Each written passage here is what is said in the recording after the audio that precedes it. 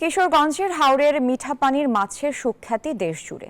হাওরের বেশিরভাগ অংশের মাছ কিশোরগঞ্জের বালিখোলা মাছ বাজার থেকে সারা দেশে ছড়িয়ে পড়ে।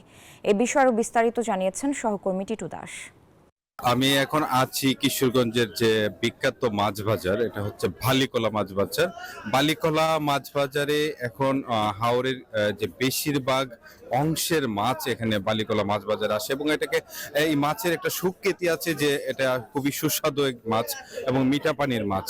এখানে আইড়, বোয়াল, দেশি রুই, কাতল, ভাইম, সব প্রজাতির মাছই এখানে আসে। তবে এখন পর্যন্ত যে মাছ আসা শুরু করেছে, এই মাছ বাজারটি সকাল ভোর থেকে একদম সকাল 9টার মধ্যেই শেষ হয়ে যায়।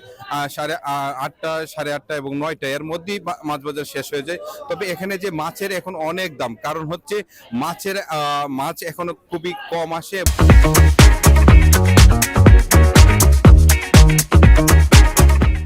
এবং মাছ কম আসাতে এখানে মাছের দামটা অনেক বেড়ে গেছে। আমরা যদি একটু দেখাতে চাই যে এখানে যে মাছগুলো আছে, এখন দেশি ছোট ছোট অনেক মাছ এখানে এসেছে।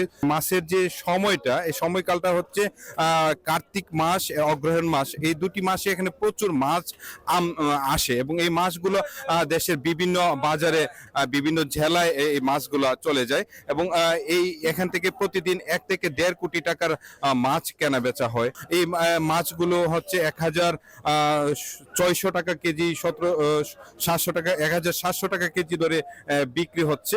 এখন হচ্ছে আসলে মাছের আমদানিটা এখন কমে গেছে, কারণ হচ্ছে এই মাছের সময়টা হচ্ছে কার্তিক থেকে অগ্রহায়ণ মাস পর্যন্ত।